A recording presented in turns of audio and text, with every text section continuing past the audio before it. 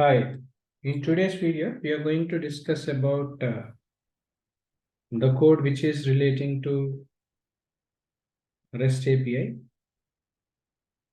As we all know, whenever we are creating APIs, which is called application programming interfaces to create, there are different APIs we use like REST API, SOAP API and all that. So here I'm taking an example today in this video for REST API, which is an example which will be taken for get issue types. If you want to create get issue types, reference to the REST API, all that. First of all, we have to create a response for get REST API issue types, which is considered for as a string. We have to consider this as a string, followed by the kind of create issue, what is that we need to do. For that, we need to create a project key. So the project key, which is equal to TP, is what we have taken.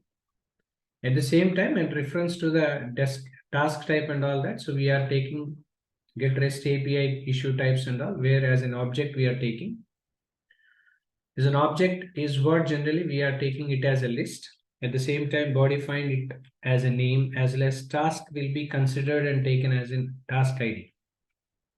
Now, if you want to present this, wherein we have to create a post where REST API is for two issues, because get issue types is what the code, what is that we need to write. So for that, we have to take an header for content type and as well as application, which can be used with JSON. At the same time, we have to mention the fields where we have to mention about summary type, which is called task summary. Along with this, we need to mention about the description. So the description for the task summary, that whatever the description you want to write, whichever we want, we can write to that. So I've just mentioned it as don't forget to do this, right? So that's what generally the description I have taken for the project. And we have to mention the key, which is called as a project key.